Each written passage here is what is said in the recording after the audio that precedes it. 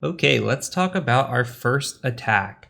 So this is called LLMNR poisoning. Now, what is LLMNR? So LLMNR is what is known as link local multicast name resolution. And when you say that, all we have to do to think about it is it's basically DNS. So it's used to identify hosts when DNS fails to do so. And this was previously known as NBTNS, which was NetBIOS name service. And the key flaw here is that when we respond to this service, it actually responds back to us with a username and a password hash. And it's really bad, okay? So we're going to take a quick overview and look at what it looks like. We're going to see how the attack is ran and talk through some of the strategies. And then we're going to go ahead and actually do a live demo in the next video so you can follow along. So let's take a look first at an overview. So let's say we have a victim up here in the corner. You see the victim machine, and it reaches out to the server and it says, hey, I want to connect to this HackM server. Well, really the server name was HackMe, but the user just happened to type in something wrong, which is causing a DNS issue. And that DNS issue goes out, we can't resolve with DNS, and the server says, hey, I have no idea really what you're talking about here. And so we go out and we say, hey, broadcast message. I'm going to send this out to everybody. Does anybody know what this HackM is or where I can go to connect to it? And us listening in the middle, this is a man in the middle attack. We're going to say, hey, I know exactly where that computer is. We're lying. And we're going to say, just send me over your hash and I'm going to get you connected.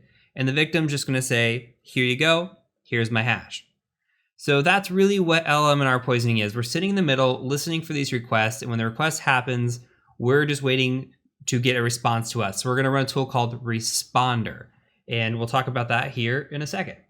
So Responder is part of the Impacket toolkit. Now, we ran Impacket with several things in this course already. We installed it way earlier, and we even used it in some of the box walkthroughs when we use the SMB client and the PS exec and the WMI exec. That's all part of Impacket. And we're going to be using Impacket for some other attacks as well as we go through some of these common Active Directory attacks. So we're going to run a tool called Responder. It does exactly what we just described. It responds to these requests. And we just run this tool and we load it up and we're just sitting there and we're listening. Now, my strategy is that I run this tool first thing in the morning. So if my assessment starts at 8 o'clock, I'm running this first thing. The best time to run this is first thing in the morning or right after lunch because people are coming back from lunch and you need a lot of traffic. So I will actually start this up before I start up any Nmap scans, any Nessus scans, anything at all. This is one of the first things that goes up. Why do I do that? Because the Nmap scan or the Nessus scan is going to generate some traffic as well. And then it might actually get some traffic talking back to you from other machines. So we're just waiting for those responses and trying to capture hashes.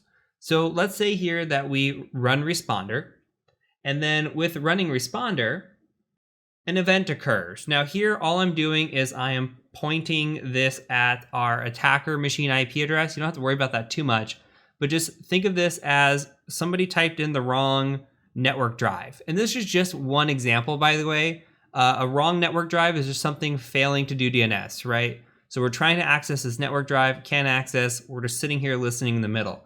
For the ease of the demo, we're going to point this out ourselves, but that does not always have to be true.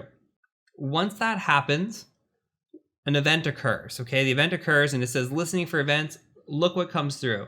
We get here a NTLM v2 hash right here, and we get the IP address of who we captured and the user who we captured. So you see here, Marvel/FCastle. This is our Frank Castle user, and this is their password hash. Now there's a lot of things that we can do with this hash, and we're gonna run a couple different attacks with it. But the first attack we're gonna talk about is just taking this hash and trying to crack it.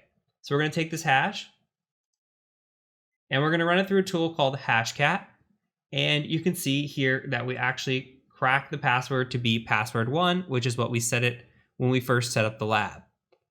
So that's really it. All we're doing here is we're listening in a man-in-the-middle situation, and this is very, very common.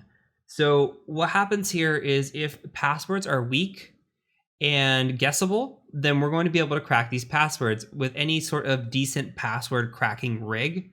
And for example, I'm using a 2080 Ti, which is pretty latest and greatest, pretty powerful right now.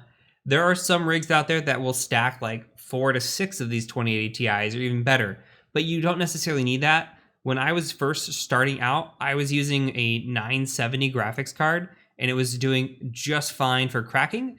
The better the graphics card, the better your cracking speed will be, but you don't have to have the latest and greatest to perform a lot of these tasks right now. And chances are when you go work for somebody, they're going to have a cracking rig anyway. So not something you have to worry about too much. But to understand this attack, the less complex the password, the better off we are, because we're going to be able to crack these passwords. And then once we have a cracked password account, there's a lot of cool things that we can do to leverage that to actually get onto a machine. So we're going to cover that as well as we get into this and get deeper as to what can we do to get access once we have a password and how can we leverage that. So from here, just your big takeaway is we're doing man-in-the-middle listening. We're listening for any sort of event where we can take over in place of DNS. And we're going to respond to these with a tool called Responder. We're going to pull down these hashes, take them offline and try to crack them. If the passwords are weak, and when I say weak, I mean like less than 14 characters. The longest password that I've ever cracked is 19 characters, and that was a Bible verse. So I always tell clients that just because your password is long does not mean that it is good. Your password should be non-common words or long sentences or something greater than 14 characters, but also complex. So the longer and the more complex, the better. But honestly, I will take a 40-character sentence without any complexity at all over a 14-character password that has some complexity, capital letter, exclamation point, etc. Because we can still crack these, and you're going to see that later on, us cracking a pretty lengthy password, but still a guessable password. So that's the takeaways from this. Let's go ahead and move on to the next video when we're going to actually talk about performing this. We're going to perform this live and see how to do it, and then we'll talk about defenses as well. So let's go ahead and jump over there.